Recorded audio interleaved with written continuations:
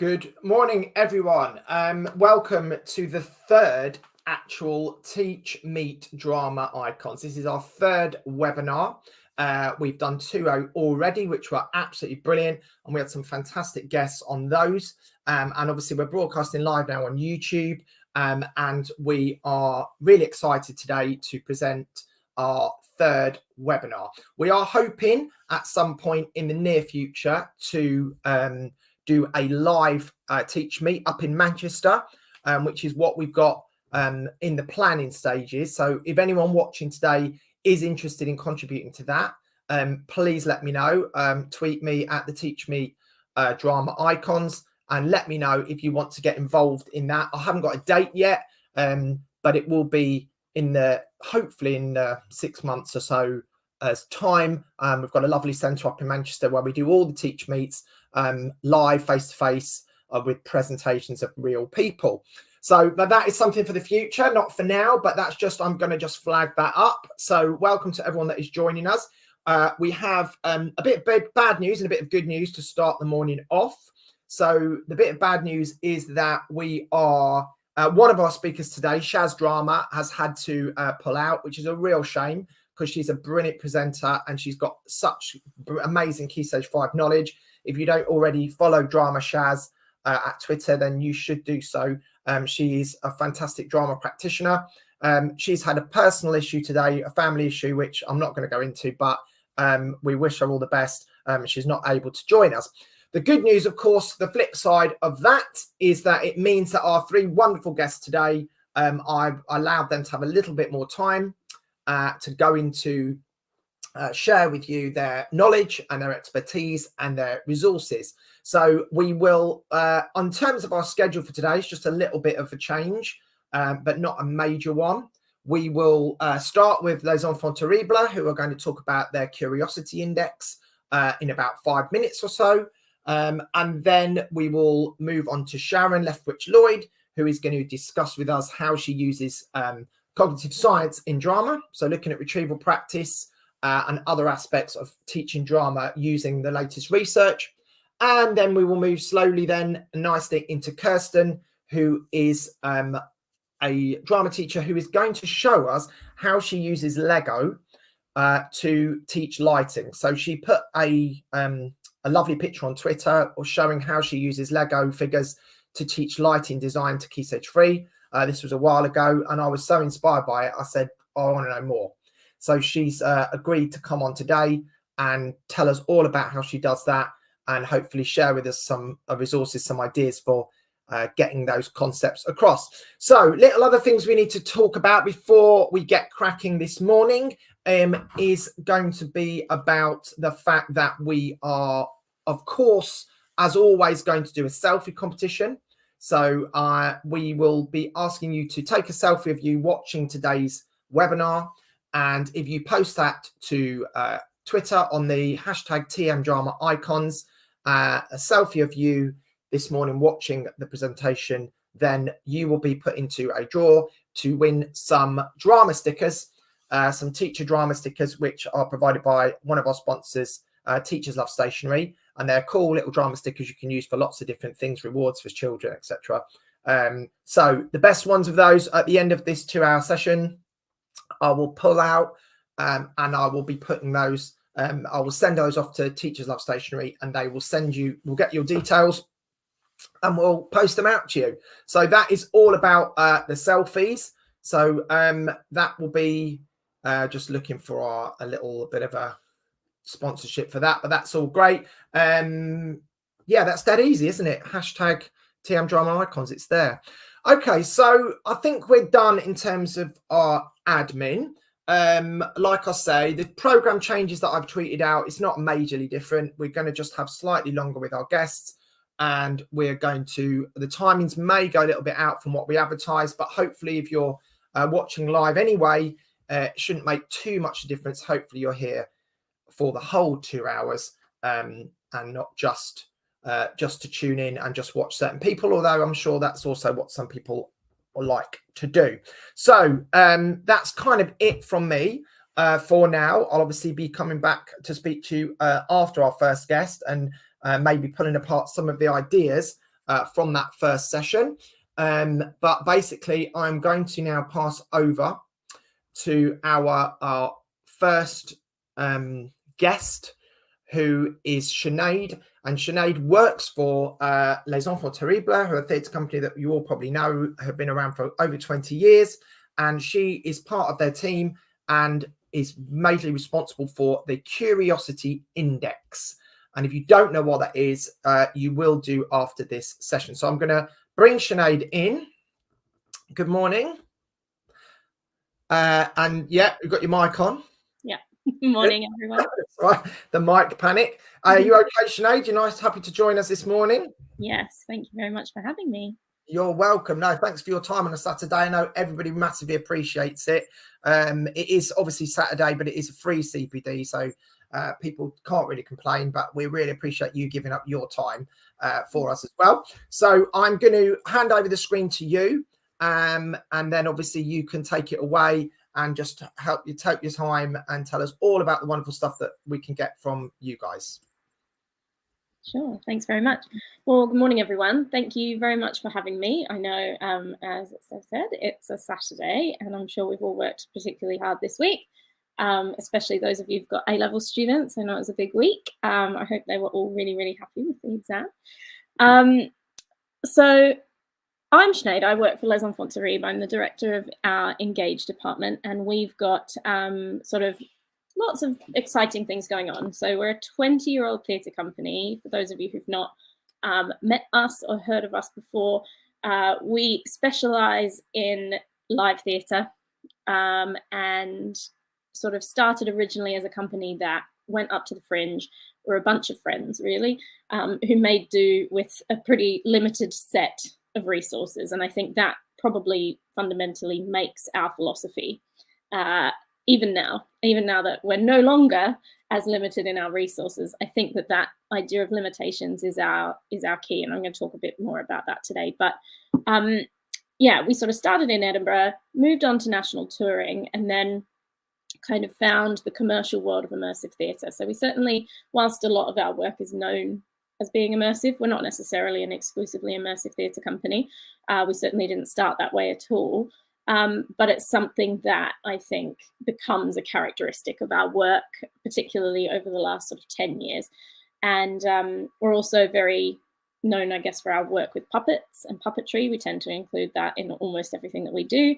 And we have a separate company that is also run by the entire team called Le Petit, which is our family and children's theatre company, which you might have heard of or engaged with us before. So today, I want to talk a little bit just about who we are, what we do, and some of the ways in which we're trying to help drama teachers. So I also work as a drama teacher. I know exactly the kind of struggles and the excitement that we can face. And so I think that one thing I'm really passionate about our engagement department doing is providing teachers with things they can use that are useful and things that can be used immediately, not things that need tweaking, changing, adapting, spec, moderating and modifying. I think that's something I'm really passionate about, is that I know you're busy and I know you need resources that you can use right now. So we're hoping that our new exciting and free offering, the Curiosity Index, answers a lot of those things. It's an online program website that you can register for free. Your students can register for free. You can save items. It's sort of a rolling Pinterest of our back catalogue of resources. It's a look behind the curtain of years of our work. So I just want to begin by, and I hope this works, no it doesn't, playing you just a little overview of some of the work that we do so that you can see what our work looks like. I don't know why that's not working there.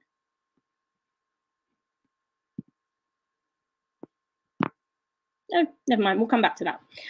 So our artistic policy as a company is to make theatre that we love and that excites us, and we hope in turn excites our audiences. It's that simple. We don't look to do anything sort of repeated. We never want to do the same thing twice, but we just want to make stuff that's exciting. We don't necessarily need to teach everybody a political lesson every time they come to the theatre. We want theatre to be fun and escapist, and that's something that we hope all of our work does.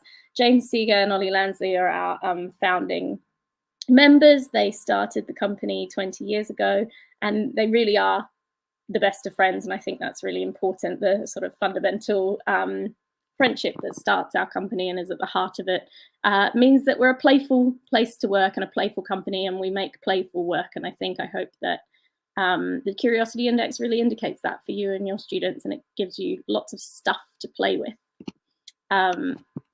So when you're teaching our content, lots of people sort of will email or tweet us or Instagram message us, and a lot of the questions are like, how can I begin to teach your work? My students have chosen you as a practitioner. What do I do? And I think it really depends on how we're being used. And I think today I'm going to talk mostly about what if you're using us as a devising stimulus.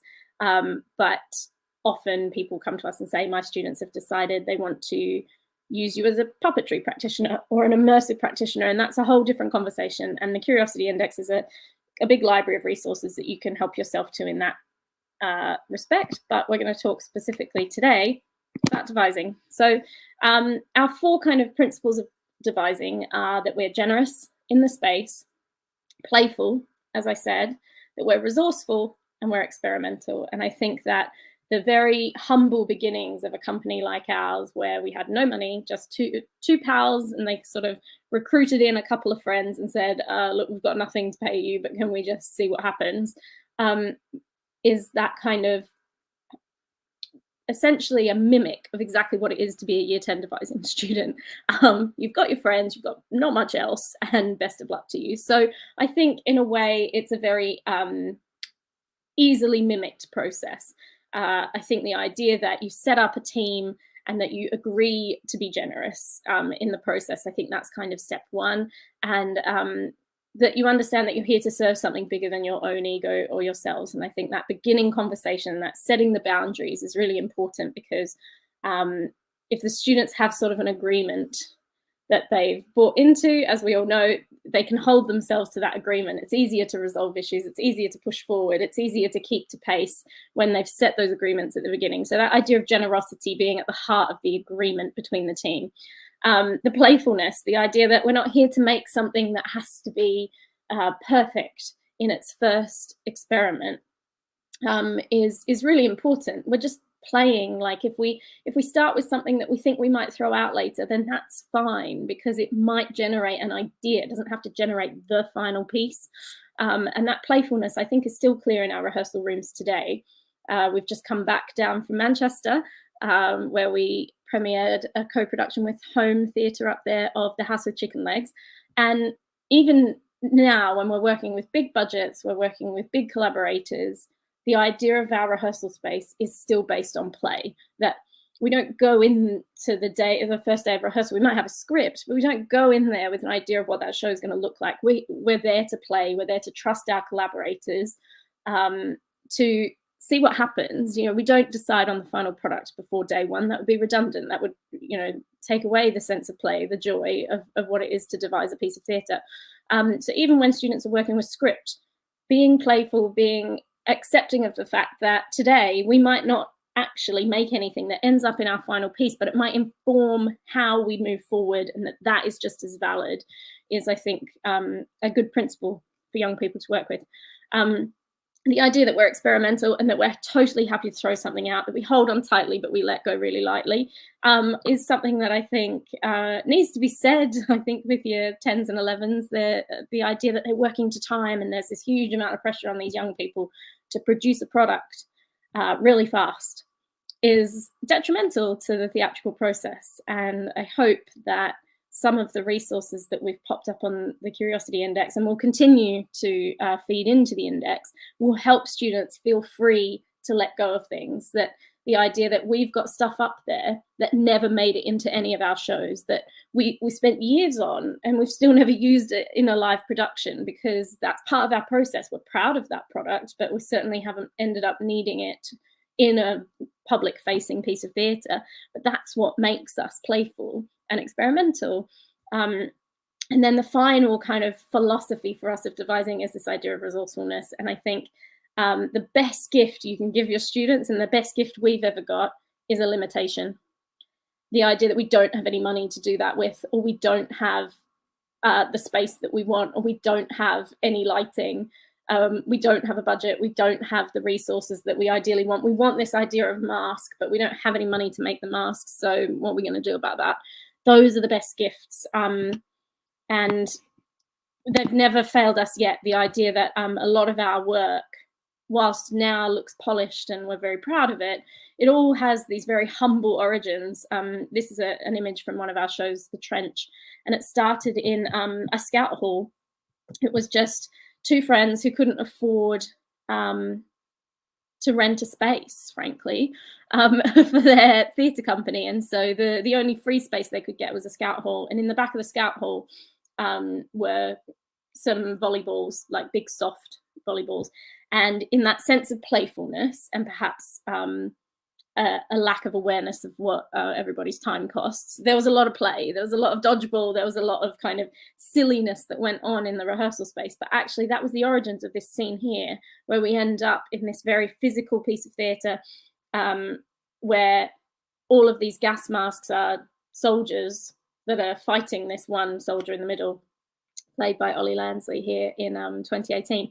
And this whole sort of moment that becomes quite iconic in the show and is really kind of very symbolic and very quite like beautiful in its kind of aggressiveness, all came from this idea that they were just holding dodgeballs and, you know, playing with what that could mean. And if you put some lights in some helmets and, you know, they become these characters, and we've suddenly multiplied our cast very, very quickly with a budget of nothing really, because they're just dodgeballs. And the sense of playful imagination is what led to that. And a lot of our puppets or props you'll see come from this idea of found object. We've got massive gas monsters that take up the whole stage, but actually originally all they were was a sheet on a broom, and lifting that up with a bit of lighting on it gave it this idea of this grand thing that fills the space like a gas sort of spreads through a trench. And the kind of playing around with scale as well was something that we found with this resourcefulness, the idea that if we find something that's tiny, how do we make it look big? Or if we find something that's massive and like totally disproportionate to what we really need, how do we make it look small? And how that in itself, that limitation, is the creativity in our piece. If we've only got a short amount of time for something to happen, how do we play with speed and pace? Or if we need something to happen in this tiny little space so that the set can be reset behind it, actually the constriction of space there is in itself a gift. It's a devising gift. And so what we've found sort of as we've evolved as a company is that those limitations, when gifted with some financing, start to disappear.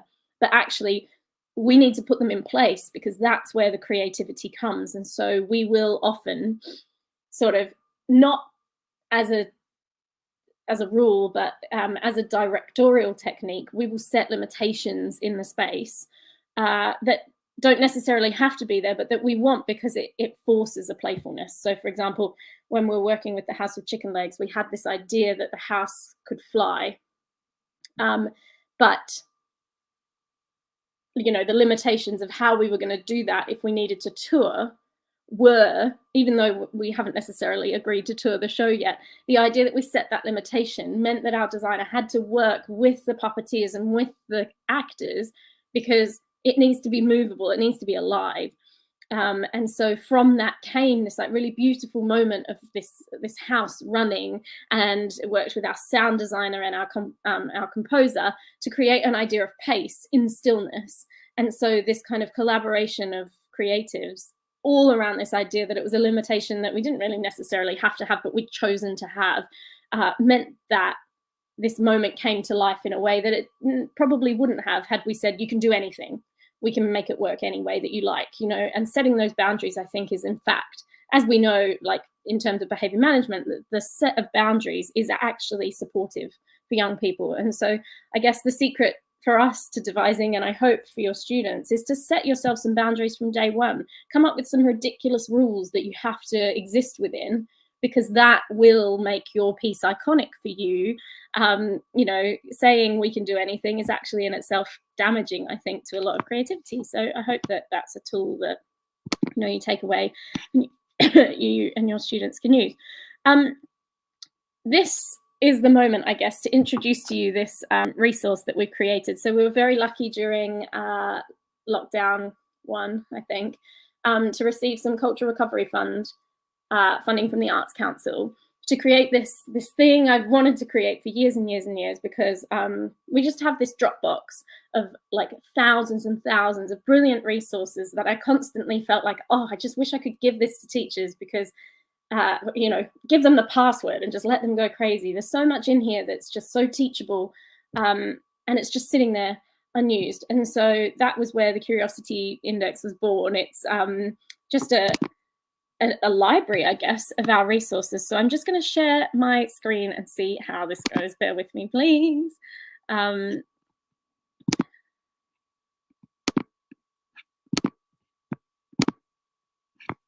we go. I hope that's worked.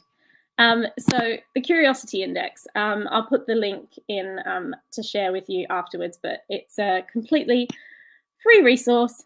And all you need to do is log in and set yourself up a password. And that is mostly so that you can then favorite things and come back to them. So we've really uploaded like hundreds and hundreds. At the moment, I think we've got nearly 400 resources on here, but I've got a whole team whose job is to continue to upload and create things for this site. So we're constantly updating it and adding more things. And so if you follow us on any social medias, you'll see when we've done a new resource drop to the site. And we plan to do those once a month at a minimum. And so this month, as I said, we've just launched the House with Chicken Legs up in Manchester. So all of the new resources this month have been from that show. But we'll continue to go back through our catalogue, and you'll see there's just loads of different types of resources. So we've got this search bar down the side. You can look at a particular format if you want. We've got a lot of images, some PDFs and videos. And we'll start to upload some of our schemes of work and lesson plans over the coming weeks. And this is really a soft launch at the moment. And as we continue to sort of read what teachers are using, and we've got analytics on the site that tell us what's popular, we're going to continue to upload the things that you want. We're going to try and sort of speak directly to what people are seeking out. So you can see there we've got our education packs for shows, and you can download those from there. And you can favorite things. So for example, if I favorite the A-level education pack, and then you could plan a lesson using some of the resources that we've got in here. You can pop over to favorites, and then the ones that you've favorited are there for you. So you don't necessarily have to be scrolling through during a lesson and finding the things that you found, you know, during your planning time. You can just favorite them and have them ready to go. The other thing that we've got on the site that we're hoping to really build sort of in response to teacher feedback is our blogs. So we've got things like an interview about the House of Chicken Legs with the author of the novel, Sophie Anderson, and our artistic director, Ollie Lansley. We've got a little how-to guide for the index, but we've also sort of curated some of the resources into palatable and maybe more digestible collections. So we've got 19 original character sketches from Alice's Adventures Underground. And in that, we've sort of pulled across from the index all of the things that fit within that category. And then we've got some teaching ideas underneath. And we're really trying to make this as usable and sort of immediately implementable as possible. And we've put the AOs in there for you so that for anyone who's an ECT, it just makes life a lot easier for you to sort of make sure that your lessons are planned with a sort of diverse set of assessment outcomes. So what we've got here, I guess, I wanted to sort of draw your attention to some of the opportunities within it. We've got some character sketches, which are sometimes good for devising. We've got some trailers, we've got lots of videos from shows, and then we've got some stimuli. So for example, this character is not from a show of ours. This is a good example of something we threw, hold on tightly, let go lightly. This character came up in one of our corporate experiences, and she's probably very ready to develop into a show, but she doesn't really exist in one of our shows yet. And there's a whole series of images about her. And so it might be an interesting stimuli for your students to look at and sort of play around with the idea of this character, where they belong, how do they fit into a context, and then perhaps downloading one of the other ones and saying, how do these two characters fit into a world together? What is that world? And sort of using that to begin, to start, particularly with your Key Stage 3 students, trying to build those skills of imaginative play, but without necessarily starting from nothing. Give them a set of limitations. And so sometimes in a lesson, when you're just quickly thinking, I need to teach devising, I need a resource, I need somewhere to begin, this is a really great place to just come and grab something really quickly, throw it in the middle of the room and say, what is that? Because in a lot of cases, this is an image from the Dinner with the Twits, but in a lot of cases, the students won't know where this is from. This is kind of very abstract, and you can view the image on its own. You can use it either directly through the screen. You can project, obviously, in a lesson. You can also print them if you need to. But we're hoping that this resource continues to kind of answer what it is that teachers want, what teachers need, and yeah, we're really open to any feedback that you're willing to provide us with. At the moment, we're, as I say, really responsive to the analytics, but any direct feedback is even better than that. We really want this to answer your needs. So please do sign up. It's completely free, and it will continue to evolve sort of in line with what people are asking us for. And we're really, really interested to hear what you think. Yeah, I think, bear with me 1 second.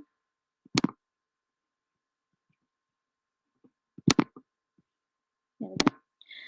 So as a company, obviously, we're really keen to help. Oh, yes, you can absolutely have the email. So if you just head to thecuriosityindex.co.uk, you can sign up for free. But I'll also pop it in the links as well. It's really accessible, and we hope that it will continue to answer what you're looking for. We also obviously offer workshops, which we're hoping continue to grow as we grow. We've got lots of design opportunities. We've got puppetry, immersive theatre. You can perform our plays with your students as a school production. You can use them as a set text. And we also do loads and loads of bespoke workshops. So I'm really, really interested to hear from teachers and say, look, I've got this drop down day with year 9. I've no idea what to do. Where do we begin? We're really excited to build things with you.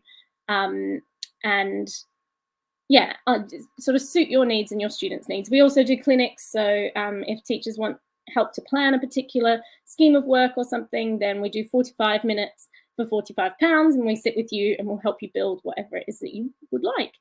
So yeah, just I guess in summary, if anyone has any questions, please feel free to pop them in the chat. I can see there are a couple of people in there. I will share our link now to the index. Please feel free to give that a go. I think that goes to everybody. And in the meantime, if you've got any questions, please feel free to either tag us on social media, send them through in this chat. I'll stick around for a little bit. And yeah, thanks so much for having us, everyone. It's been a delight. I hope that you've really, gained something from your Saturday morning. I think you're all legends for giving your Saturday morning to your jobs, given that it's already a tough job. Thank you very much for having me. Oh, brilliant. No, thank you so much. That is so interesting. And I think, Sinead, there's a lot in there. We'll have a lot of people as well that will watch this YouTube link afterwards. We'll send that around. And so everybody can, if they haven't managed to make it out of bed this morning, they will be able to sit and, obviously at their leisure, they'll be able to go back and watch all the fantastic stuff you've said. So I think in addition to the amazing resources that you are offering as a company, again, for free, I still think it's also interesting listening to you this morning about some of your key principles, because I think those key principles are really good to transfer to devising in general. Yeah, we hope so. We hope to kind of give that blueprint for mimicking a style, particularly when you need to choose a practitioner at GCSE to be in the style of. I think it's really important that we as companies are super transparent about our philosophy, our approach, what we're doing. And so there's certainly no backstage curtain going on here at Les Enfants. If you want to know something, get in touch. We're very happy to share it all. And that is brilliant. And I think listening to you this morning as well, it reminds us that, the end of the day, students are very keen to end game quite a lot, especially when devising. And that's natural. They obsess about the story. They want to get the plot across. Yeah. And I spend my whole life fighting with them to say it doesn't matter about the plot. You don't actually get marked on the plot. Yeah. You'll struggle to come up with a plot which no one's thought of before anyway. So I think those principles, I love that idea of saying to them, actually not saying anything is possible in terms of dream big, but actually saying, right, these are the limitations. I think that's much more helpful for students than trying to say, okay, because obviously, like you say, your imagination, you might say, I want a rocket that flies across well, we're not going to do that. So I think that's brilliant. I think it's just the fact that you're a real company that has, doesn't have a massive budget like no real theatre companies do anyway. Yeah. But I think that concept, because kids are used to seeing West End theatre, or they're used to seeing, they don't see the process, they don't see those creative ideas. So some really good principles, I think, that you mentioned there. Right. And the puppets as well. The puppets is good, because I think puppets can be a bit of a one where people need to be demystified a bit. Oh yeah, absolutely. Where they think you need loads of skill, or you need loads of a studio to make a puppet, and you actually don't, do you? Like you say, it can just be a stick. Yeah, I mean, it's a bit of a plug, but it's also free. Next Saturday, I'm running a free 1-hour found puppetry workshop in collaboration with We Teach Drama. And if anyone wants to jump on that, it's completely free. Just sign up on their website, and I'm going to teach everyone how to make found puppets in an hour. Brilliant. No, that's absolutely brilliant. No, we do support We Teach Drama as well, because they're also someone that's helped us before. Yeah, brilliant. All right, well, I'm not going to take up any more of your Saturday morning, but I really appreciate you coming on, and there's lots of resources there for people to dig into, and I'm sure that the Curiosity Index will continue to grow, and it's just fab. It's like you've let us into your toy box, and it's all, it's all just there for us to use. So I think it's absolutely brilliant from a design point of view and an acting point of view. So thank you so much, and we'll speak to you again. A great pleasure. Thanks for having me. Happy Saturday, everybody. You're welcome. Okay, so that brings an end to our first amazing speaker, and we will be having a short ad break now from one of our amazing sponsors. So I'm going to pass over to Brett from Pupil Progress, and he's going to tell you about the wonderful things that his company can do for you as a teacher. Good morning, Brett. Guys. How you doing? I'm good. Nice to see you again. I'm going to pass straight over to you, okay? Perfect. You've pulled me away from Stranger Things. I'm like episode 5, so I'm going to get back to this straight after this TM Icons drama. Super excited to be here. I'm going to get straight on with actually sharing the screen, because I know full well that I've got a little 5-minute slot. So I'm just going to go through this awkward little moment where everyone hopes and prays that the actual screen sharing works. So very shortly, you should see my screen. I'm going to start by saying we are not CISRA or 4 Matrix. Okay, a lot of people listen to the name Pupil Progress. They say our school's using 4 Matrix and CISRA. It's not possible for me to use it. We are a tracking and monitoring tool. So what I'm going to talk about directly now is actually how we support you in actually being able to know what you need to teach. We know that Ofsted are very, very clear on what they want, which is for teachers to know what do they need to teach their students. Now, I know you know your students inside out, but everyone needs a system to be able to know what is working well and what isn't. And this is what this provides. It pulls you away from really cumbersome, complicated spreadsheets, so you can see exactly what it is that you need to teach and know exactly how much progress your students are making. So I'm going to give you some specific examples here. This is GCSE Drama AQA, and it is actually broken down exactly as the exam board does. All 3 units quite clearly identified in really different colors, so it's really easy and visual, makes it nice and pleasant on the eye, should I say, rather than ugly spreadsheets. But more importantly, the actual background is doing all of the dogleg for you. It's doing all of the work. So for example, this is calculating the grade exactly as the exam board does. You can shift the grade boundaries. Pupil Progress will upload the very latest grade boundaries from this series, so you can see how they've previously performed and against previous exam series grade boundaries. We can add tests, and I'm going to show you how to do that in a moment. But when you actually look here, what this will also do is it will automatically calculate the grade for you. And it's actually going to do that against those grade boundaries. It's going to color scale that and traffic light it against the minimum target grade. So if we look at an example here of Juliet, you'll see that her minimum target grade is a 4. She currently has an average unit grade of a 5, but currently her actual grade is a 1. To achieve that 4, she needs 66 marks. That shows me where I need to go and target. The color scaling on the actual unit shows me the weakest areas. And then her individual report, which I'm actually going to pull up a tracker that's got a little bit more information, will allow you to share that. Now, something that's being talked about a lot in education right now is student agency, putting the information in front of the students so they can see, so they can take ownership, so that they have power over their own qualification. What you're looking at here is an individual report that will go out to parents via a parent app that goes live around September next academic year. But at the moment, you can just download these, print these off and put them in their folder. I'm still a massive advocate of actually having it a physical copy, but you will be able to digitally share that too. You'll also be able to see that you can tag specific questions against specific topic areas.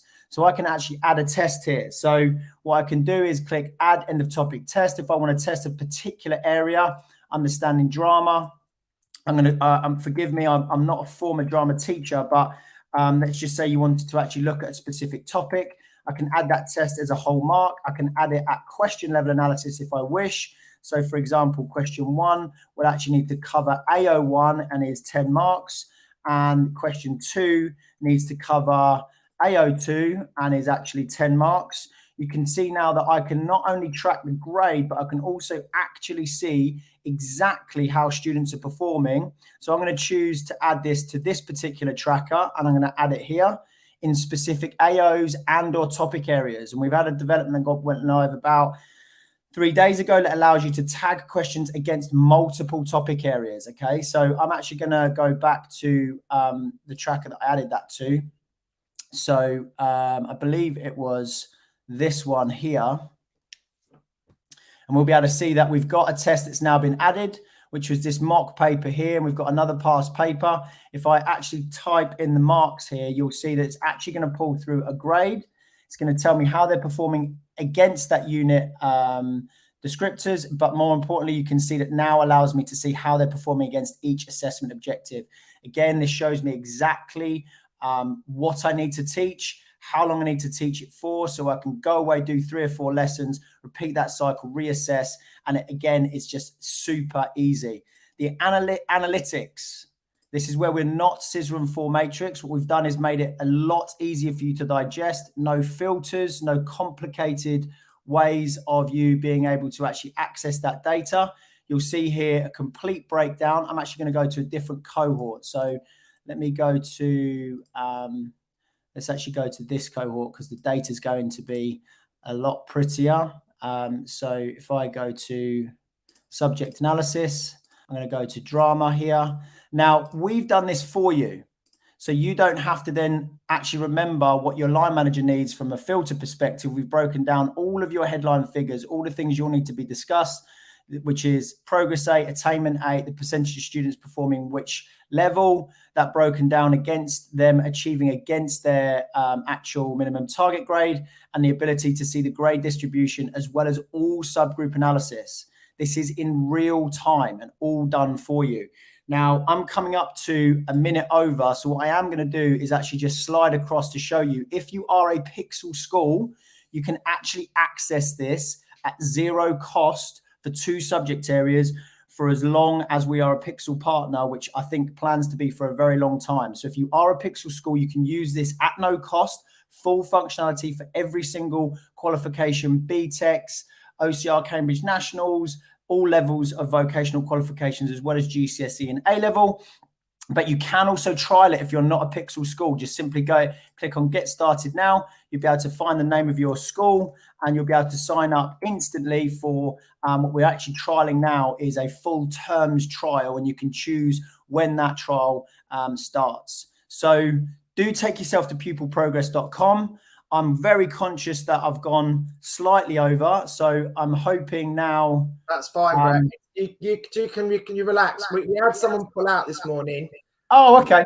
So we've got a bit of slack. So if you want another minute or two, don't sweat. It's fine.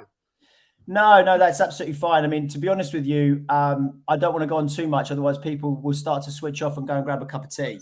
So if I keep it super short and punchy, then I've got more of a captive audience. And you want to get back to Stranger Things, really? That's what it is all about. Well, you know what? I wanted to let people know I'm in tune with my, the inner.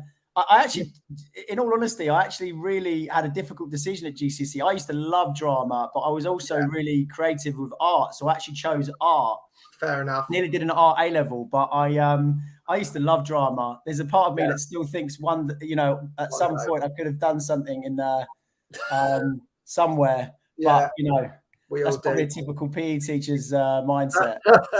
No, I'm sure it's not. No, that's great. No, thanks. As long as you've said everything you need to say, that's absolutely brilliant. Yeah, really good. Again, like I say, it's just visually just unbelievable when you look at how clean it is and how easy, and compared to other systems I've seen, it's just really, really clear. So thanks so much. I'm sure some people already use your system.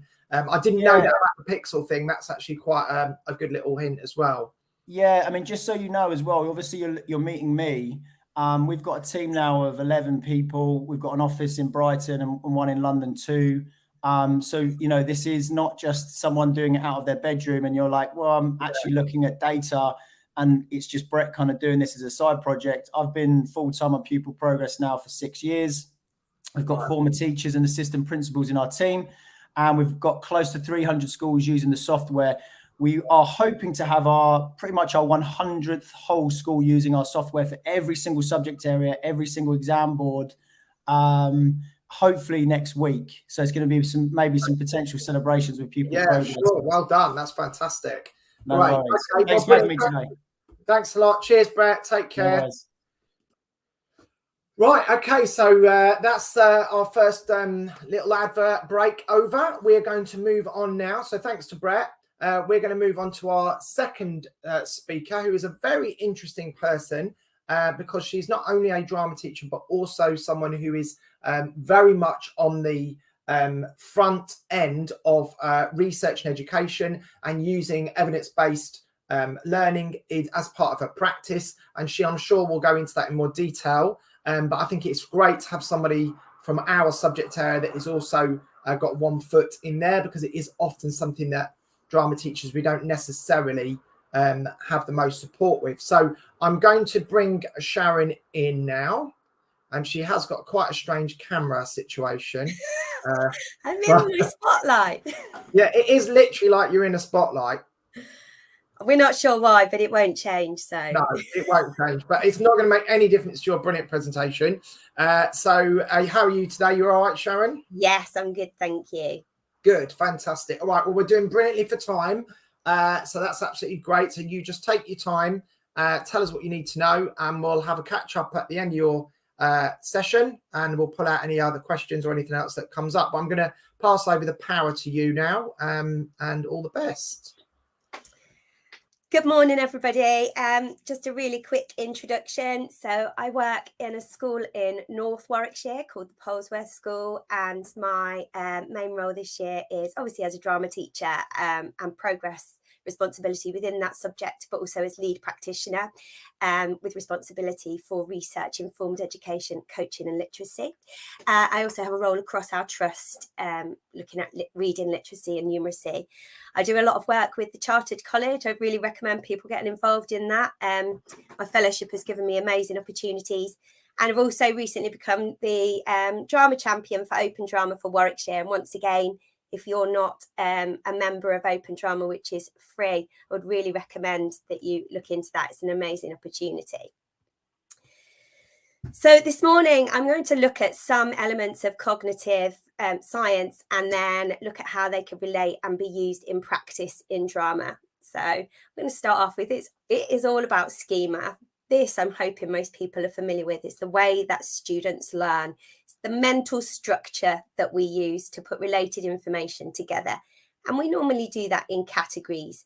So for example, right now, if I asked you to list every animal you could think of, it's likely that you would perhaps think first of one particular animal like cow. And if you thought of cow first, you would probably then go through all of your farmyard animals. When you exhausted that, you might think lion, and then you might go through zoo animals and so on, because that's the way that they're organized in your memory. And as John Sweller tells us here, the contents of our long-term memory, that's that library in our mind with everything we've learned, is a sophisticated structure. And it's that structure that enables us to think, to draw things together and to make sense of the world.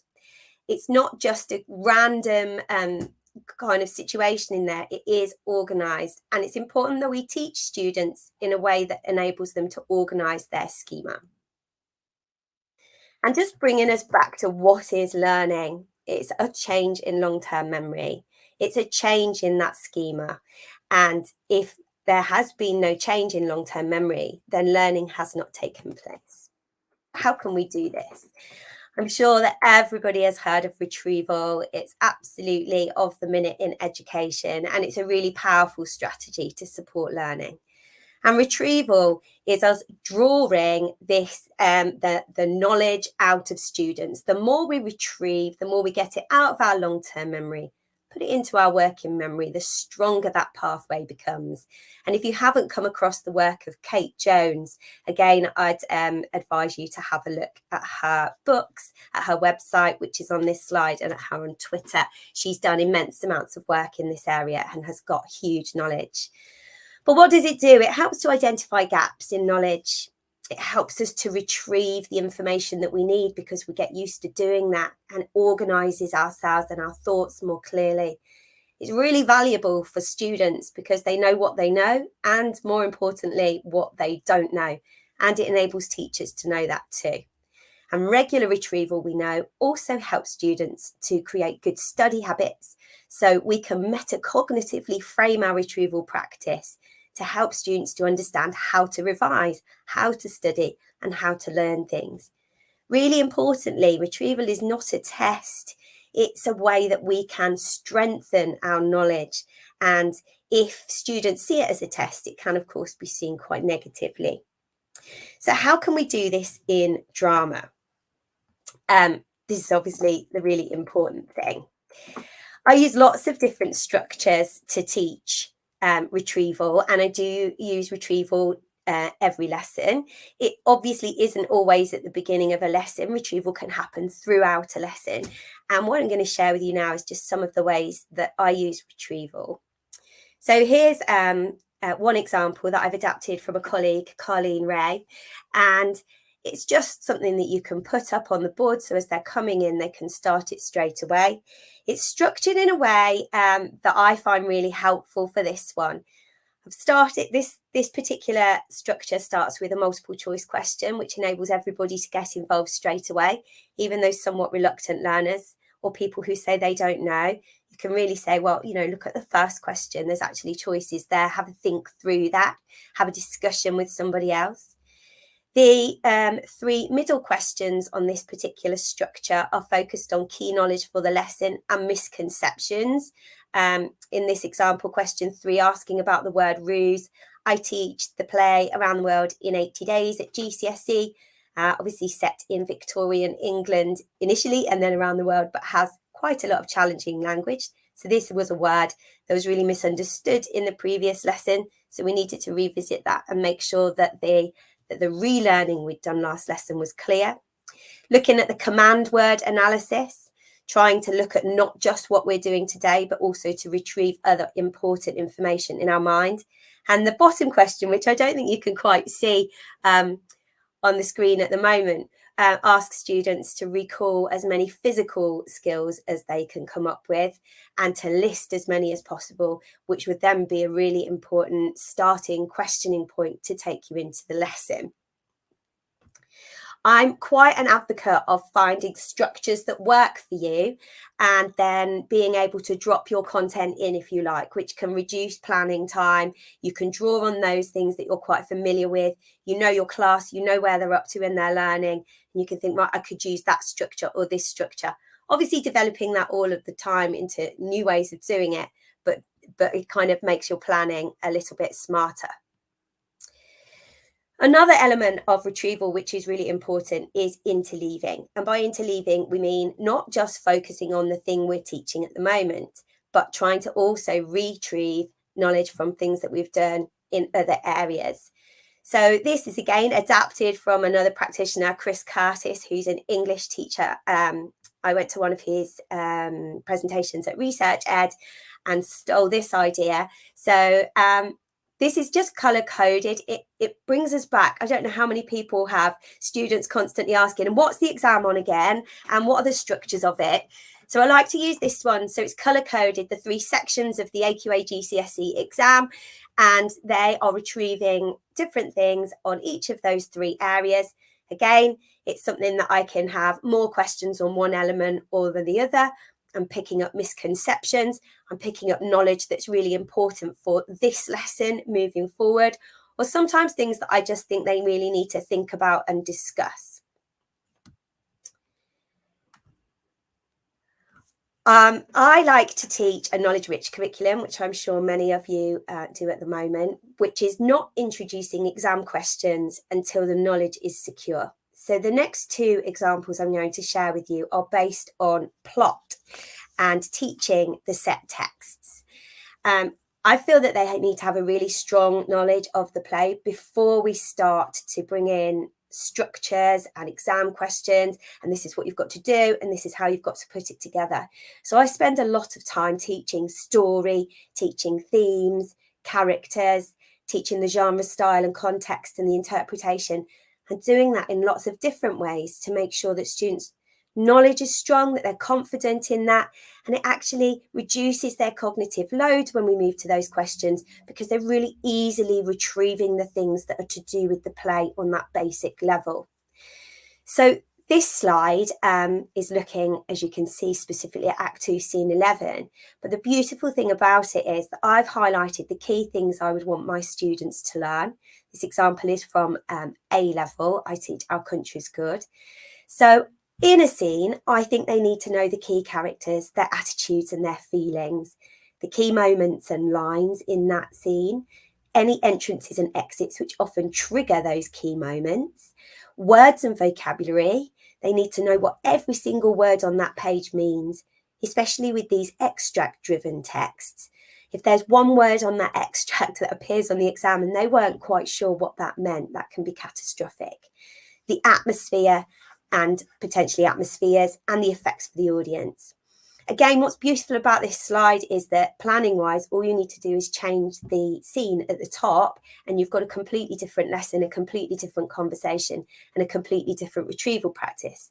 The reason that I keep the 6 key things on here the same is because students can then translate that and it almost acts as a scaffold that we can then remove.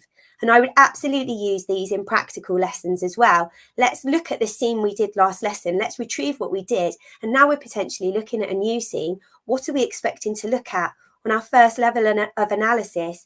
Who can find those key moments? Who can find the entrances and exits? Let's look at those, interrogate those and get them on their feet. Another way that I also retrieve story is looking at chronological order. Another thing that I find can get a little bit sticky in places. So giving them 6 events from the play and they're putting them in order. Once again, we can then have lots of conversation about why the playwright put them in those orders, how they build as a story, how that shows as character or theme, and how we can then have conversation, explore them on our feet, doing those different moments. Why does it happen like this? If this scene was before this, how does it change everything? So moving on from the story related retrieval, I also like to do characters. Again, this is based on the character Duckling from Our Country's Good, but the structure is completely relatable to anything. Interpretation is one of the things that I really try to teach over and over and over to students. what is your interpretation for a character should be something I can ask you and you instantly answer. The same way as we would hope students, if you asked 1 + 1 is 2, we're not thinking about it. We're not doing lots of deep thought in the exam. We know what these characters are like. We can imagine them as people. We potentially could imagine them as our friends and as a group around us. So what's our interpretation? Something I find weakest with my students was justification. So you've made your decision, but why? What in the text makes you have that interpretation? What in the social, cultural and historic knowledge that you have, or our SCA, do you have for this interpretation? 3 moments that are important. What other characters are linked to this character? Let's really just think about this one person. And it might be that you're doing this again in a written lesson where you're going to approach a question. Or again, it could be in a practical lesson where this character is going to be really central in the scene that you're exploring. Let's look at them so far. Where are they? How are they? And how can we take all of the knowledge that we already have about that character into this new scene, develop our interpretation, strengthen and broaden our justification, and really make sure that we know them as well as we possibly can. I'm also a great advocate of vocabulary and making sure we have the very best vocabulary. I'm sure we're all aware of the vocabulary gap between our most and least advantaged students, something that exists as early as them starting reception at the age of 4. So another thing that I ask my students to do is to list words. This slide again is focused really on interpretation, something I want them to know and learn. But what we want to do is make sure they have the best words, the words that will save them 20 or 30 other words. So we would do this as a task in silence, listing as many as we can, following from what we've done before, retrieving all of the information, thinking about them in all the different scenes. But then this would be the beginning of a discussion. Which are our best words? At GCSE, I asked them to aim for 3 for the principal characters, 3 that they know, they understand, they know what they mean, and they relate across the whole text. And how can we broaden our Tier 2 vocabulary, define those words, discuss those words, look at which words are synonyms for other words, which words perhaps might be a little bit less formal than others, and can we find those better words? Use what we know and then develop it into the scene that we're doing. And then again, in practical, get up. How do we perform Phileas Fogg to show he is regimented? What does that look like? What does that look like in his posture? What does that look like in his face? What does that look like in the way he uses space and interacts with others? What do these words mean in practicality? Because in the exam, in the 20-mark question for GCSE AQA, they need to be saying what their interpretation is and how this character is that interpretation all the way through the play in the extract, and then choosing those wider moments. But in order to do that, they need the vocabulary, they need to understand what it means, and they need to understand how to apply it. So I'm going to move on to the second section of my presentation for today, which is based on dual coding. This slide is adapted from Oliver Cavaglioli. Again, if you haven't come across his work, or if you don't follow him on Twitter, haven't read his books, he is the guru. He's the person who inspired me to really formalise my use of dual coding in my teaching. Though I'd used image for years, I don't think I understood entirely why. And this diagram is his and from his website. So what is dual coding? So on its basic level, and by no means is this what it's limited to, is the concept of using, as you can see on the left-hand side of this diagram, a visual stimuli alongside a verbal or a written stimuli. Now, we know from cognitive science that these two things stimulate different pathways in the brain. So if we are looking at something and we're processing it on both a visual and on a verbal level, then we know that we are coding it effectively twice. This makes it more likely that we'll be able to retrieve it. I think beyond that, it helps us to obviously move it from working to long-term memory. It also gives our weakest learners, if there's a visual next to some text, gives them a bit of an idea about what they're reading before they start to read it, and really helps them with that decoding task. What it's doing is making the invisible visible. There are an awful lot of conceptual ideas, especially in drama, some things that are really difficult to imagine or to be able to put and attach to something else. It's about making it visible, and it's about making it concrete, and it's about bringing it out there. You can see the quote at the top of this page: people learn better from graphics and words than from words alone. I am going to do 2 elements of this presentation. This next section, one of them is based on dual coding, and the next is going to look at word diagrams, which is the development and Oliver Cavaglioli's second book in a collaboration with David Goodwin. Again, this graphic is from his website. All of my theory is from his website and his books, and I would advise you to go to him and to look at it in much more detail, because this is kind of the whistle-stop tour. So how do I use dual coding in drama? So I have these huge on my wall, and I created quite a few years ago the concept of the drama 6, which is what we use at Polesworth. So for every element of drama theory that we teach, acting, costume, sets, lighting, sound, puppetry, props, there are 6 key things that you have to learn. Beneath each of these 6 things, there's obviously an awful lot more knowledge and learning to be done. But I found this a really useful framework for students. Right, this is a costume essay. We start, what are our 6 things? And then that gives them a structure to write around. So I've given you this costume example here. I've shared quite a lot of these on my Twitter. It also enables them to see the connections. For example, the colour or the period and style appear in other drama 6s. So how can we use our vocabulary across different design skills?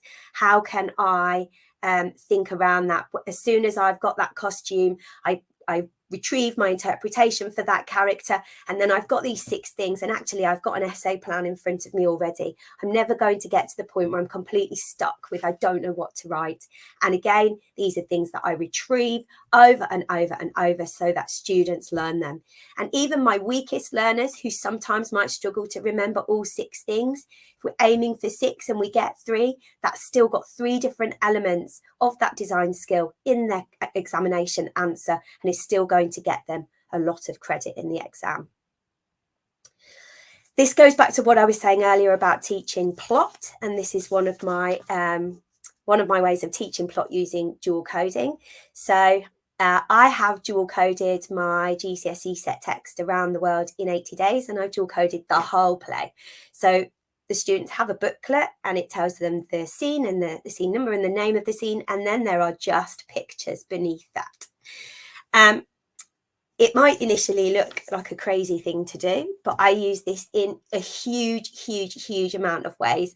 And again, it was something that did take my time. I did have to invest my time in it. But now it's done, if you like, and it's done for years ahead. So I use this initially. We might have done scenes 1, 2, and 3 on their feet last lesson. Do we remember that? And this would be the tool that I would use to make sure students remembered that. So they would get this booklet out, and depending on the day, the class, I might ask them to annotate the story using the pictures to help them. Or I might ask them to do an oracy activity in a partner, telling the story, blowing the whistle every 20 seconds. You swap on the whistle. So one is telling the story, they take over. I then ask them, for example, to look at patterns or themes. They'll see the same icons appearing. Well, why is that? Why did the playwright do that? How does that help us to understand the form of the play, the structure of the play? I use it as a vehicle to remember and engage. So I might just put one icon on the board. What does this mean? Or Phileas Fogg, which icons would we attach to his character and why? What are the important things? I might leave gaps in it and give them 3 icons, and then leave 3 icons and put the next ones in. So we're really testing the ability for them to retrieve the story. All kinds of different things that you can do with this resource. It's a bit limitless, really. This is another A-level example from my play Our Country's Good. I teach that there are 5 key themes in this play. And this slide actually is really important to me, because when I first showed this slide to a cohort quite a few years ago, I had a student in there who had dyslexia, and she learned really clearly and remembered things much better through using drawings. And the day that I put this up, she said, suddenly it all makes sense. She said, I can pull it all together. I don't need to read all the words, because when you put that picture on the wall, I know what that means. And so for me, the first time I use this slide, I'm teaching that when I use, for example, the icon at the top of the 2 speech marks, I mean language, and the sub-elements of language are. And then as I'm continuing to teach, especially in theory at A-level, I can pop these icons in, and I don't have to put all of those words on my slide. I can reduce all of that clutter. I'm instantly asking them to retrieve.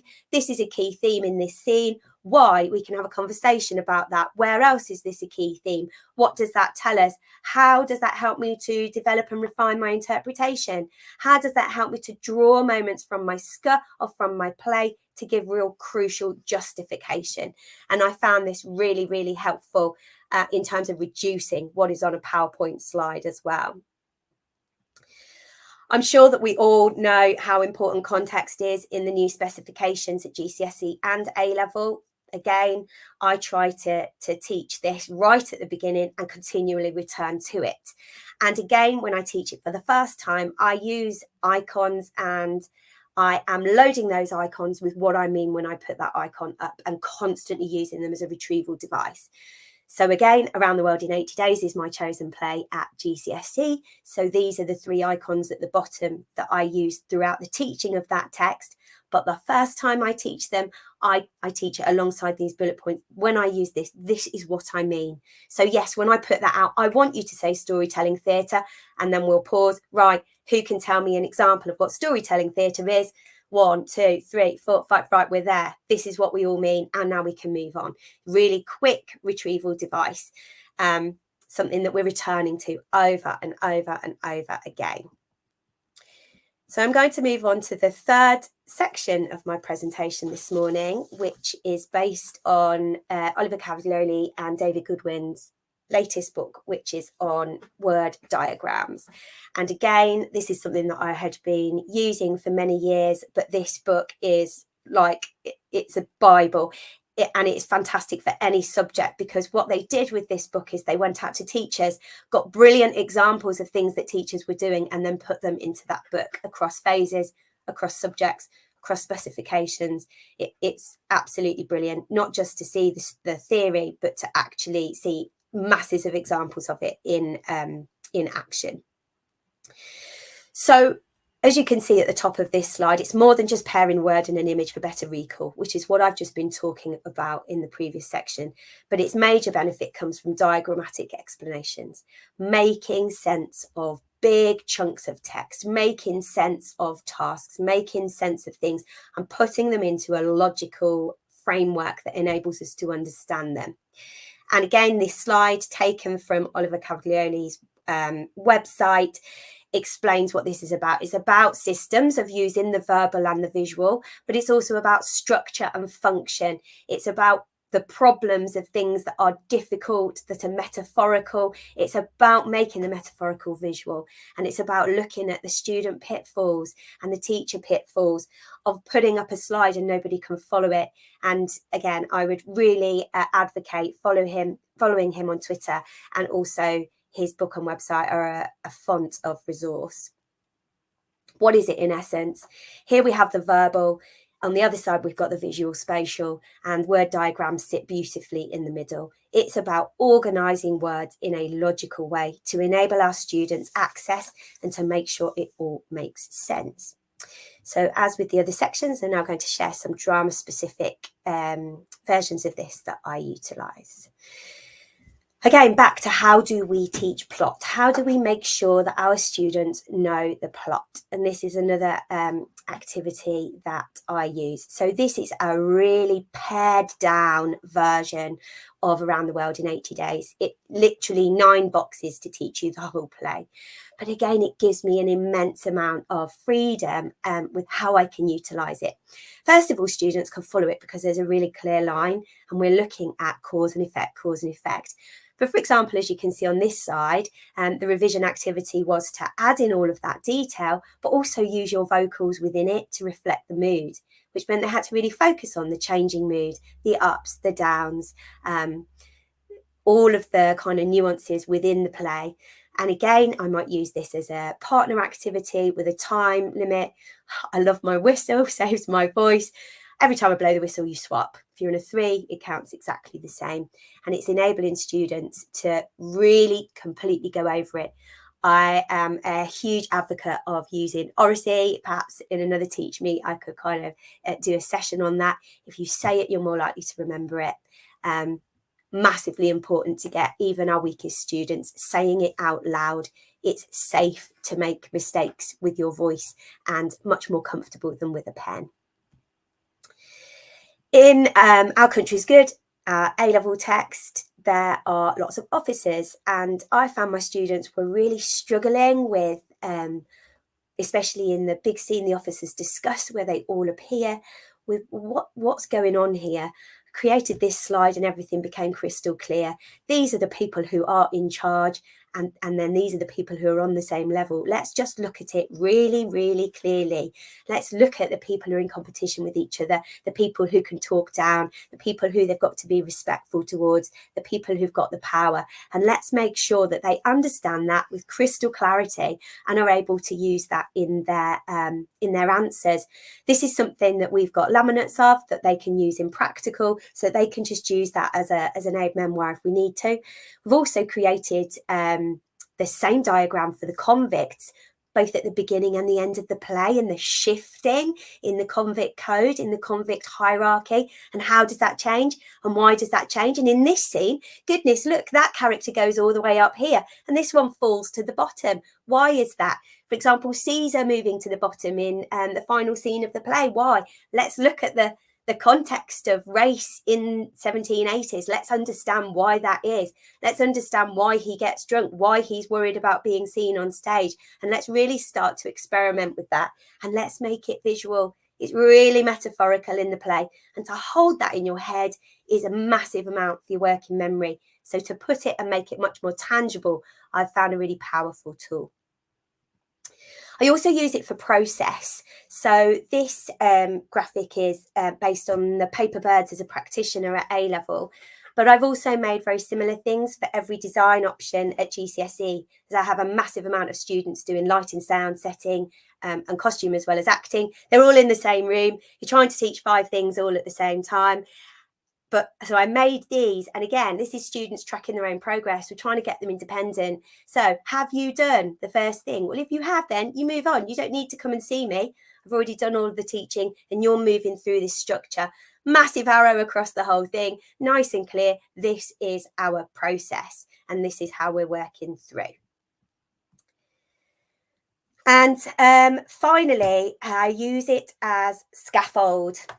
So I find when I first present an exam question, especially in COVID times, meltdown. Oh my goodness, suddenly my working memory, I'm in overload. I've got to think about this, and I've got to think about structure and language and answering the question. And it was a meltdown. So I have created these for my Section B and C GCSE answers and for Section B for Our Country's Good at A-level. And this is just about trying to make it clearer, to help them retrieve the correct knowledge and to have everything on the page all together, so all of them a single page. I absolutely don't use these as PowerPoints. I've created them in PowerPoint, but these are printed resources because the font has to be at the size it will be to fit. So as an example here, this is the second question on Section B of the AQA A-level paper. So they have to answer as an actor. And for me, they have to have these 5 key things. They need to interpret their intention and they need to justify that, which is something I sometimes find they forget about. So as you can see on this first arrow, focus on the question and link your SC and your themes. And then I've put a little box there of all of the SC that I've taught them. And then they can just quickly have a check through that. This is, of course, the first time we're doing this question. We need to choose some moments in the extract for this question. We've got to pick our key moments. And again, I've given them here some sentence starters just to support those who are in overload, because we want them to experience success early in this process. We then want to look at some practical examples, especially looking at our space vocabulary and our acting vocabulary. Then we want to obviously justify each of those and explain and link back to the question. So these are all color coded. I use these in their entirety initially, but then they can be stripped back. They can be removed. They can be used for them creating a plan. They can be used for oracy activities. You can give them just parts of it. You can remove the sentence starters, but keep the circles, and you can enable them to gradually build up their confidence. So no cognitive science webinar would be complete without a little bit of further reading and people to follow on Twitter. Hopefully we can share these slides afterwards, but for retrieval practice on the left, dual coding and word diagrams on the right, these are the absolute top things that I would suggest. There's masses out there. These would be my first go-tos. And then just at the end, I'm at Lefty Lloyd on Twitter, and my email's up there. You're more than welcome to contact me if any of this has been of any interest and you'd like to know more. Thank you. I think I definitely ran over. But no, that's absolutely fine, Sharon. I'm sure it will be of interest to lots and lots of people. In terms of resources after, yeah, I've put a ticker on the bottom there, but basically anybody watching, all you need to do is go to Teachmeet Icons website, sign up for free, and then all the resources, basically the whole YouTube video will be available to watch back. And then people can obviously get your contacts from there. But that was absolutely wonderful. Can I ask you a favour, Sharon? Yes. Is there any chance you could stay in the studio? Absolutely, yeah. You've got to rush off because I'm keen. We've got to spot our next advert break, and I don't want to keep them waiting. But I've got a few questions I wanted to ask you about some of the bits you said. No problem. All right, so I'll pop you backstage, and we'll bring you back before we move on to our final guest. Yeah, brilliant. Okay, then. So I'll pop Sharon backstage, and I'll go straight on to bringing in Sabrina. Good morning. Hi, good morning. How are you? I'm good. Sorry to keep you a little bit. That's okay, no problem. It's actually really interesting to listen to, even for a science teacher, to think about how you can visually code the work that they're doing so that they know what they should be doing in terms of things like analysis, recall as well, rather than just themes. So I've just been listening and really. No, it's all good stuff, isn't it? It's all stuff that I think people are aware of in the last few years. It's becoming more and more, popular. But that doesn't necessarily mean people know how to actually do it. So I think Sharon's really given us some insight there. It was really interesting. So fantastic. All teachers together, right? Yeah, I'll indeed. And you can tell everyone what fantastic resources you can provide to all our lovely people listening. Hi. Okay, so hi everyone. My name's Sabrina, and I'm the co-founder and co-owner at Teachers Love Stationery Club. I'm a bit of a stationery fanatic, and I love having all my things in my classroom really nicely organised and looking really pretty, or really smart. So I was looking for somewhere that did take stationery that was specific for teachers, or a subscription box. Couldn't find anything, so my husband and I decided to start our own subscription box, and from there we've grown to having an online shop with lots of different pens, personalized items and so forth, and planners. So today I'm going to very quickly show you one of our subscription boxes. So if you were to subscribe to our box service, you can get these boxes either quarterly, bi-monthly or monthly. They're about A4 in size and about 2 centimeters thick, so they come straight through a standard size post box, so you don't have to pick up a missed parcel because it's been delivered while you're all at work. And inside, this is an example of the May box that we sent out recently. When you first subscribe, you'll get a personalised pencil case included with your box. And if you use our discount code today, Drama2, you'll get £2 off your first box. Plus, instead of our little star, we have a special drama logo, which is the comedy tragedy mask for you. So your personalised pencil case will even be drama specific. So in the May box, first of all, our main item was this lovely fabric folder, which is A4 size, so you can use papers. But also, if you've got a tablet or something that you use at school or take to school, it can be used as a smart device case as well, and it keeps your case protected and protects it from scratches and so forth. And inside, the theme for this month, oh dear, the theme for this month was Midnight Meadow. And we have some very pretty butterfly-shaped paper clips, which are good for page markers or just for use as general paper clips. have this pen which contains real preserved flowers and got nice rose gold trim, and it's just a retractable nice black ballpoint pen, which is always handy to have. This is a decoration tape roller, which is retractable. So much like you would use a correction tape roller, but instead of leaving correction tape, it leaves these little flowers. So it's nice to decorate your planner or to use with, you can put a little flower on your pupils' work as you're marking as a little reward thing. I always put stickers and all sorts all over my kids' work. Some Midnight Meadow themed sticky notes. And this is a favourite of mine. This is a pack of sticky tabs. So obviously you can use those when you're, marking your sections in your books, or use it for your pupils to mark their pages in their set texts. But also this paper, once you finish using it, if you plant it in the garden, it's actually got poppy seeds inside. So you'll grow some lovely poppies, which are great for the environment, look pretty, and help the bumblebees and the butterflies and so forth. And last but not least, some lovely Midnight Meadow themed reward stickers, which have some really cheesy puns on, which everyone loves a good cheesy pun. So that was an example of one of our boxes. The monthly theme changes, the theme changes every month. They work out at about £12.49 per box, depending on which subscription you go for. And as I say, if you use Drama 2, you get £2 off that first box, plus the Drama Specialist pencil case. Just going to quickly show you, we've also branched out into planners. So this is one of our designs. We've got 6 designs, including Rosé Marble, Midnight Galaxy. There's also a couple of floral designs on our website as well. A leaf design and a floral design, and a geometric design. So our planners have this plastic cover on the front, because the first thing I did at the beginning of last academic year was spill tea all over my planner and make it look terrible. So then I had to redo the cover. It's got a little pocket inside for spare bits of paper. And our planner is trimmed right down just to what our focus group said that they wanted from a planner.